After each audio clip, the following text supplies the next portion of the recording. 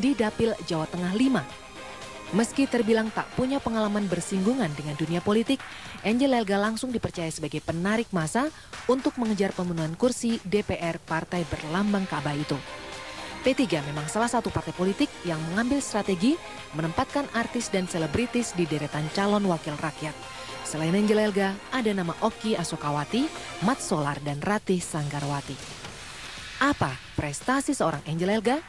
Di bidang politik ia terbilang masih sangat hijau. Selama ini publik mengenalnya dari berbagai sisi kontroversial. Misalnya saat ia diberitakan menjadi istri siri Raja Dangdut Rhoma Irama. Pada pemilu legislatif 9 April kelak, perempuan kelahiran Surakarta 30 tahun silam ini menghadapi lawan yang tak enteng. Salah satunya Ketua Fraksi PDI Perjuangan, Puan Maharani. Anda masih menyimak Mata Najwa episode Gengsi Berebut Kursi. Pemirsa, salah satu cara untuk meraih perolehan suara dalam Pileg 2014, tak segan-segan parpol mengusung artis sebagai caleg. Tak sembarang artis yang direkrut. Syarat paling penting adalah tingkat popularitasnya di masyarakat. Namun sanggupkah mereka berhadapan dengan politisi kawakan dan caleg artis lainnya yang berebut kursi di Senayan? Telah hadir caleg P3, Angel Elga. Selamat malam, Mbak Angel. Selamat malam. Terima kasih sudah hadir di Mata Najwa. Sama-sama. 2014 maju menjadi caleg dari P3, itu ceritanya bagaimana? Awalnya saya hadir di salah satu pesta teman saya, gitu, kekahan anaknya, gitu ya. Dari situ ada Menteri Agama. Ngobrol santai seperti itu, beliau ngobrolnya itu tentang politik gitu, dan saya nyambung gitu, dan beliau menganggap kok kamu juga nyambung gitu kan, akhirnya beliau mengajak saya gitu.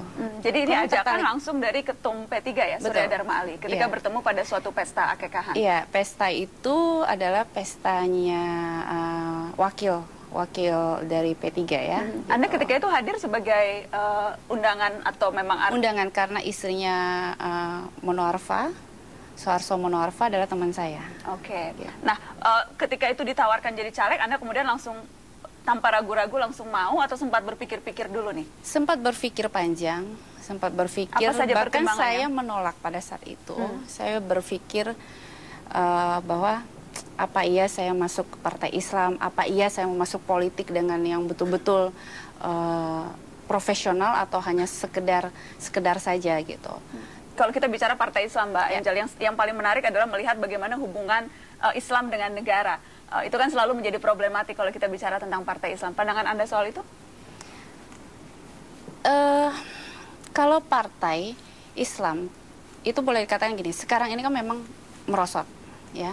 Kenapa dikatakan partai Islam ini sangat merosot gitu? Saya melihat semenjak saya turun terus ke dapil gitu, mungkin gini loh,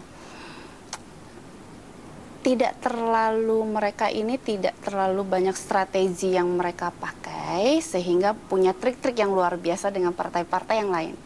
Saya melihat partai-partai yang lain ini luar biasa intimidasinya terhadap masyarakat, bahwa bahkan ada yang kamu harus pilih ya, kita akan memberikan sesuatu buat kalian, tapi gini-gini.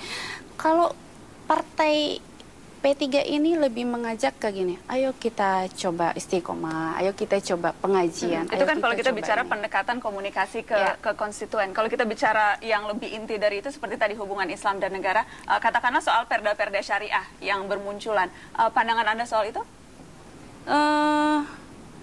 Saya rasa memang harus berkaitan.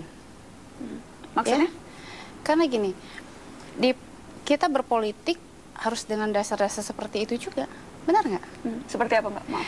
Misalnya kita tentu ada ajaran-ajaran Islam yang harus melekat juga gitu kan, kita hidup juga seperti itu. Jadi saya rasa itu lebih ke sikap partai Anda sendiri P3 terhadap munculnya perda-perda syariah seperti apa? Apakah memang mendukung, merasa itu memang yang dibutuhkan masyarakat, atau melihat itu sesungguhnya tidak diperlukan?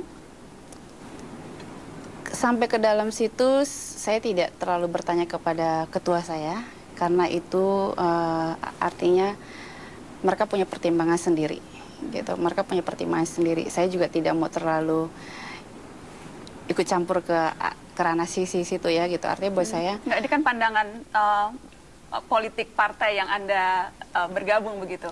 Anda tidak merasa itu bagian yang penting untuk Anda ketahui? Penting gitu. Saya melihat ya apa ya, Saya perlu mengetahui, tapi saya tidak mau terlalu ikut campur ke sana. Gitu.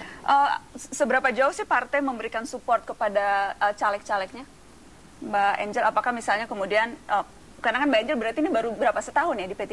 Iya, hampir setahun. Sempat misalnya ada briefing atau ada pembekalan untuk mengenal lebih jauh partai yang akan diusung, karena kan Mbak Angel kan intinya kan menjadi mengajak orang untuk memilih, jadi kan harus kenal dulu nih partainya nih. Seberapa banyak itu diberikan? Cukup rutin karena kita juga harus, saya diperkenalkan dulu dengan ketua DPC di daerah segala macam gitu, dan kita dikasih tahu juga bahwa pemetaan seperti itu lebih ke pembekalan untuk caleg-caleg itu cukup lumayan rutin. Yang memilih dapil itu lebih dipilihkan oleh partai kan? Bukan saya memilih. Oh, Anda yang memilih? Saya memilih. Jadi di dapil Jateng 5 ya? Jateng 5. Kenapa spesifik memilih itu? Buat saya, kehadiran saya di dunia politik ini sudah pro dan kontra, ya. Kalau saya dapat di dapil yang gampang sekali, artinya P3 sudah punya suara, itu bukan satu prestasi. Tapi karena saya punya nama yang cukup dikenal oleh masyarakat, dan saya juga punya kemampuan dalam berpolitik, saya merasa saya akan bertarung di dapil yang menurut orang itu dapil neraka, tapi buat saya bukan dapil neraka. Saya nggak ada istilah dapil neraka. Jadi buat saya hati masyarakat itu bisa kita sentuh dengan cara saya nanti seperti apa. Saya akan bawa kemenangan itu. Anda jadi apa saja misalnya cara-cara Anda untuk menarik simpati masyarakat di dapil Jateng 5? Sebenarnya sangat simpel. Semenjak saya turun, saya lebih mengetahui masyarakat itu tidak perlu neko-neko, tidak perlu orang yang cukup pintar dalam berpolitik, karena mereka sudah jenuh seperti itu.